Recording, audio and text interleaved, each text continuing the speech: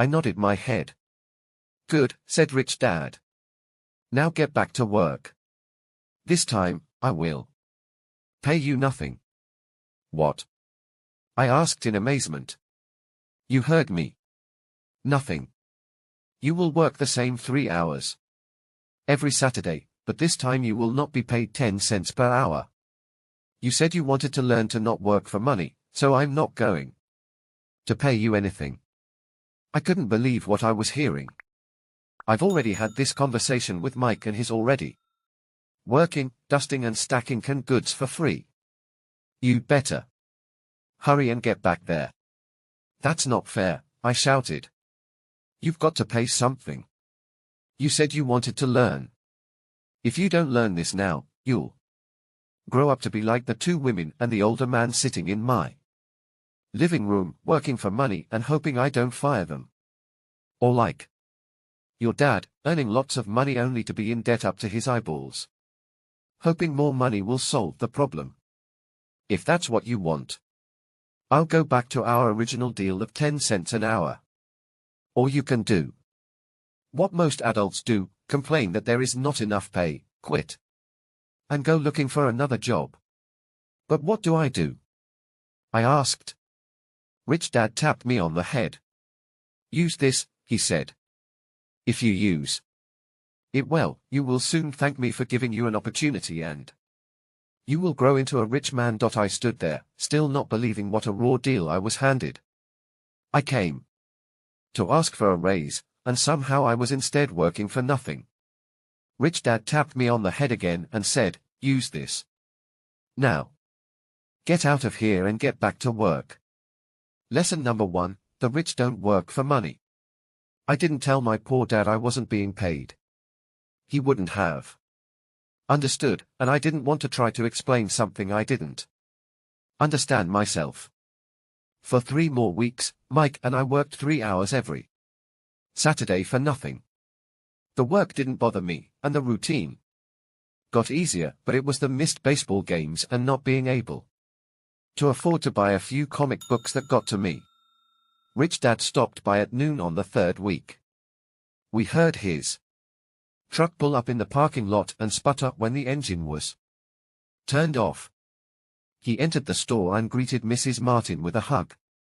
After finding out how things were going in the store, he reached into the ice cream freezer, pulled out 2 bars, paid for them, and signaled to Mike and me, "Let's go for a walk, boys." We crossed the street, dodging a few cars, and walked across a large grassy field where a few adults were playing softball. Sitting down at a lone picnic table, he handed Mike and me the treats. "How's it going, boys?" "Okay," Mike said. I nodded in agreement. "Learn anything yet?" Rich Dad asked. Mike and I looked at each other, shrugged our shoulders, and shook our heads in unison. Avoiding one of life's biggest traps. "Well, you boys had better start thinking. You're staring at one of life's biggest lessons. If you learn it, you'll enjoy a life of great freedom and security. If you don't, you'll wind up like Mrs. Martin and most of the people playing softball in this park. They work very hard for little money, clinging to the illusion of job security and looking forward to a 3-week vacation each year and maybe a skimpy pension after 45 years of service. If that excites you, I'll give you a raise to 25 cents an hour. But these are good hardworking people. Are you making fun of them?" I demanded. A smile came over Rich Dad's face. "Mrs. Martin is like a mother to me. I would never be that cruel. I may sound unkind because I'm doing my best to point something out to the 2 of you.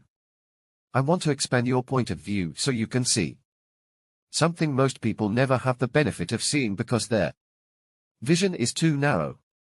Most people never see the trap they are in." Mike and I sat there, uncertain of his message. He sounded cruel. Yet we could sense he was trying to drive home a point. With a smile, Rich Dad said, "Doesn't that 25 cents an hour sound good? Doesn't it make your heart beat a little faster?" I shook my head no, but it really did. 25 cents an hour. Would be big bucks to me. Okay, I'll pay you $1 an hour, Rich Dad said, with a sly grin. Now my heart started to race. My brain was screaming, take it. Take it. I could not believe what I was hearing. Still, I said nothing. Okay, $2 an hour. My little brain and heart nearly exploded. After all, it was 1956.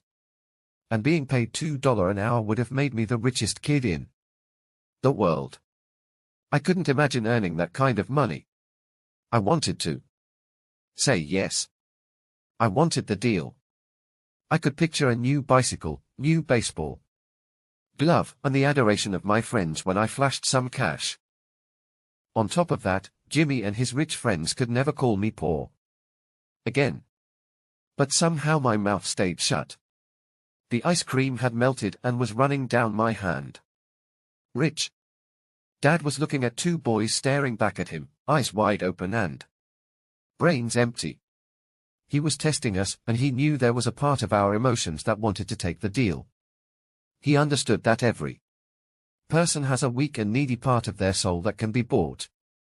And he knew that every individual also had a part of their soul that was resilient and could never be bought. It was only a question of which one was stronger. Okay, $5 an hour. Suddenly I was silent. Something had changed. The offer was too big and ridiculous. Not many grown-ups in 1956 made more than that, but quickly my temptation disappeared, and calm set in. Slowly, I turned to my left to look at Mike. He looked back at me. The part of my soul that was weak and needy was silenced. The part of me that had no price took over. I knew Mike had gotten to that point too. Good, Rich Dad said softly. Most people have a price. And they have a price because of human emotions named fear and greed. First, the fear of being without money motivates us to work hard, and then once we get that paycheck, greed or desire starts us thinking about all the wonderful things money can buy. The pattern is then set. What pattern? I asked. The pattern of get up, go to work, pay bills, get up, go to work, pay bills.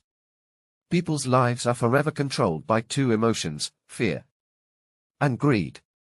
Offer them more money and they continue the cycle by increasing their spending.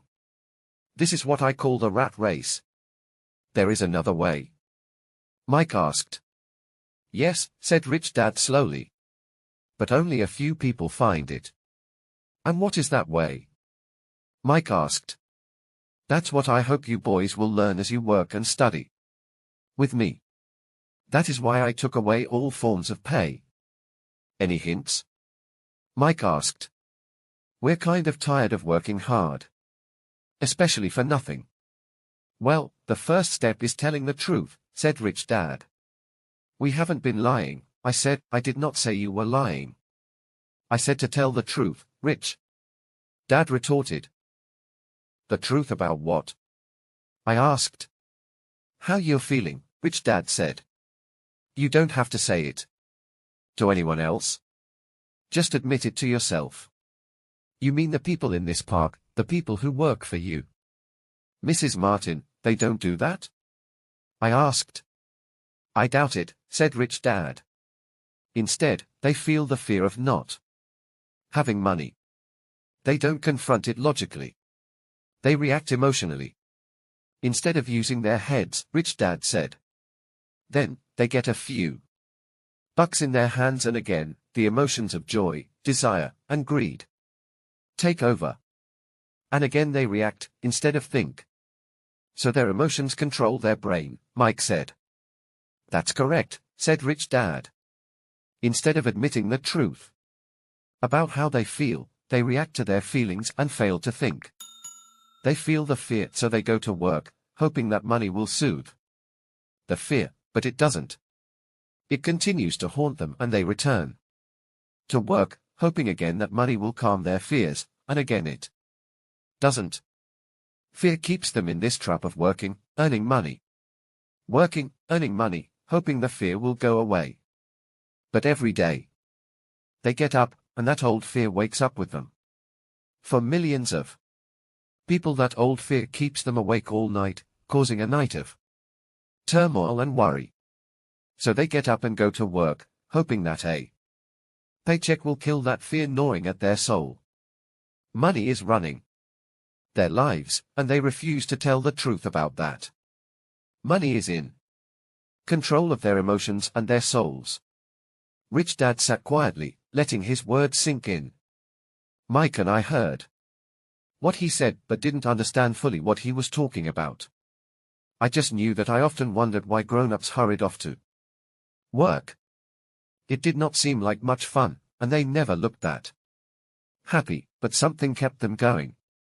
Realizing we had absorbed as much as possible of what he was talking about, Rich Dad said, I want you boys to avoid that trap. That is really what I want to teach you. Not just to be rich, because being rich does not solve the problem. It doesn't? I asked, surprised. No, it doesn't. Let me explain the other emotion, desire. Some call it greed, but I prefer desire. It's perfectly normal to desire something better, prettier, more fun, or exciting. So people also work for money because of desire. They desire money for the joy they think it can buy. But the joy that money brings is often short-lived, and they soon need more money for more joy, more pleasure, more comfort, and more security. So they keep working, thinking money will soothe their souls that are troubled by fear and desire. But money can't do that. Even rich people do this? Mike asked. Rich people included, said Rich Dad. In fact, the reason many rich people are rich isn't because of desire, but because of fear. They believe that money can eliminate the fear of being poor, so they amass tons of it. Only to find the fear gets worse. Now they fear losing the money. I have friends who keep working even though they have plenty. I know people who have millions who are more afraid now than when they were poor. They are terrified of losing it all. The fears that drove them to get rich got worse. That weak and needy part of their soul is actually screaming louder. They don't want to lose the big houses, the cars, and the high life money has bought them. They worry about what their friends would say if they lost all their money. Many are emotionally desperate and neurotic, although they look rich and have more money. So is a poor man happier? I asked. No, I don't think so, replied Rich Dad. The avoidance of money is just as psychotic as being attached to money. As if on cue, the town derelict went past our table, stopping by the large rubbish can and rummaging around in it.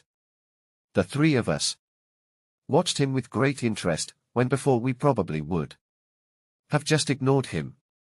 Rich Dad pulled $1 out of his wallet and gestured to the older man. Seeing the money, the derelict came over immediately, took the bill, thanked Rich Dad profusely, and hurried off, ecstatic with his good fortune. He's not much different from most of my employees, said Rich Dad. I've met so many people who say, oh, I'm not interested in money. Yet they'll work at a job for 8 hours a day. That's a denial of truth. If they weren't interested in money, then why are they working? Keep watching for continued. Click to next video. Thank you.